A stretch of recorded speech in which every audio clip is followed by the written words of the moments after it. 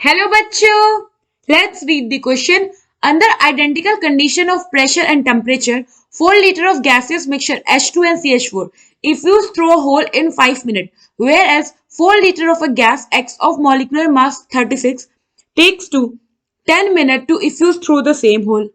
The mole ratio of hydrogen is to methane in the mixture is option A, option B, option C and option D. So question में क्या कह रहा है कि same condition और condition है pressure और टेम्परेचर की। 4 लीटर गैस मिक्सचर है जिसमें हाइड्रोजन गैस और मीथेन है। ये इफ्यूज कर रहा है एक होल से 5 मिनट में और 4 लीटर हमारे पास एक गैस एक्स है जिसका मॉलिक्यूलर मास 36 है। इसको 10 मिनट लग रहा है उसी सेम होल से इफ्यूज करने में। हमें मोल रेशियो बताना है हाइड्रोजन का मीथेन से। सबसे पहले तो हम ये देखें कि जो हमारा यहाँ पे कंपाउंड है इसमें क्या क्या चीजें। तो अगर आप देखो हमारे पास यहाँ वॉल्यूम है, हमारे पास टाइम है, तो और यहाँ पे बोला है कि इफ्यूज हो रहा है, तो हम कह सकते हैं कि जो रेट ऑफ इफ्यूजन है इसका कॉन्सेप्ट हम यहाँ यूज कर सकते हैं। तो ग्राहम से क्या कहता है कि जो रेट ऑफ डिफ्यूजन है या आप इसे इफ्यूजन कहते कह लो, ये जो होता है ये डायरेक्टली प्रोपोर्शनल होता है हमारा volume of diffusion upon time के। अगर हम देखें तो हमारे पास रेट ऑफ डिफ्यूजन है एक ये गैसियस मिक्सचर का और हमारे पास एक्स का। तो हम ऐसा लिख सकते हैं कि rate of diffusion of mixture upon rate of diffusion of X is equal to volume of mixture upon time taken by mixture into time taken by X upon volume of X. यहां से क्या होगा, हम पहले तो हम यहाँ पे अपना R mix by R X निकाल लेंगे, यानी कि rate of diffusion of mixture upon rate of diffusion of X. और इसके साथ ही साथ जो हमारा रेट ऑफ डिफ्यूजन है ये इनवर्सली प्रोपोर्शनल होता है मॉलिक्यूलर मास से।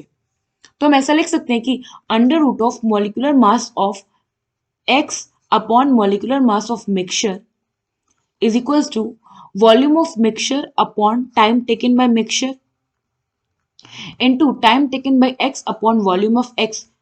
अब हम क्या करेंगे, इस फॉर्मूला में अपनी वैल्यूज को पुट करेंगे। तो ये हो जाएगा under root of molecular mass of X given है 36 अपॉन हमने कंसीडर कर लिया कि जो मॉलिक्यूलर मास है मिक्सचर का वो है m है। हम उसके बाद वॉल्यूम ऑफ मिक्सचर क्या है 4l, टाइम टेकन क्या है 4 लीटर, ये हो गया 5 minutes, into time taken by x क्या है 10 मिनट्स, और वॉल्यूम कितना है सेम 4 लीटर है। तो यहाँ से ये 4 कट गया, मिनट से मिनट कट गया, 5 से हो गया हमारा 2। अब हम क्या करेंगे, दोनों साइड स्क्वायर कर लेंगे, तो ये हो जाएगा हमारा 36 by M is equal to 4। यहां से हमारे पास मॉलिक्यूलर मास जो आ गया वो आ गया 9।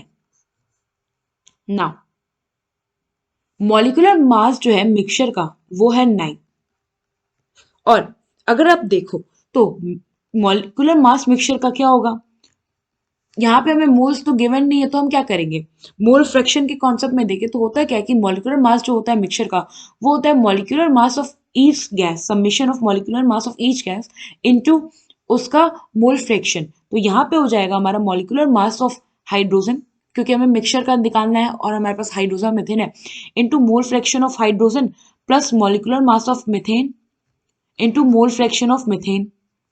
नाउ ये हो गया 9 is equal to mole fraction of hydrogen हमारा हो गया 2, molecular mass of hydrogen 2, mole fraction हमने हाइड्रोजन का ले लिया सपोज कि है XH2 ही ले लेते हैं, plus mole fraction of methane हो गया हमारा, मॉलिक्यूलर मास जो होता है मीथेन का CH4 का ये होता है हमारा 16, मॉलिक्यूलर मास हो गया H2 का 2, तो मॉलिक्यूलर मास हो गया मीथेन का हमारा 16 इनटू, अब देखो कोई भी जब मिक्सचर होता है ना तो इन अ मिक्सचर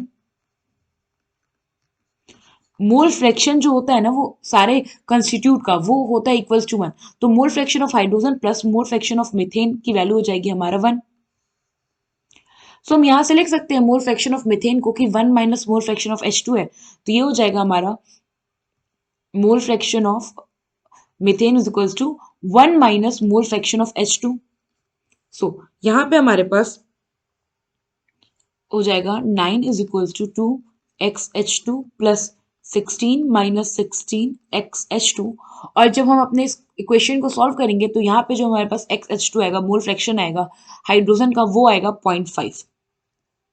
ना अगर आप देखो तो जो मोल फ्रैक्शन है हाइड्रोजन का 0.5 है, और अगर हम यहाँ से मोल फ्रैक्शन ऑफ मीथेन निकाले तो ये हो जाएगा 1 माइनस 0.5 जो कि इक्वल है 0.5। इट मीन्स कि जो हमारा मिक्सचर है इसमें दोनों जो गैसेस हैं इनका मोल फ्रैक्शन सेम है। और मोल फ्रैक्शन क्या होता है, डायरेक्टली प्रोपोर्शनल होता है नंबर ऑफ मोल्स का। तो अगर इनका मोल फ्रैक्शन सेम है तो इनका नंबर ऑफ मोल्स भी सेम होगा। सो अगर हम मोल फ्रैक्शन का रेशियो देखें तो ये क्या आएगा, 1:1 आएगा। सेम यही होगा हमारा मोल नंबर ऑफ मोल्स का भी। सो इससे यहाँ पे जो हमारा करेक्ट ऑप्शन होगा वो होगा हमारा ऑप्शन डी। आई होप आपको ये क्वेश्चन समझ में आया होगा। Thank you.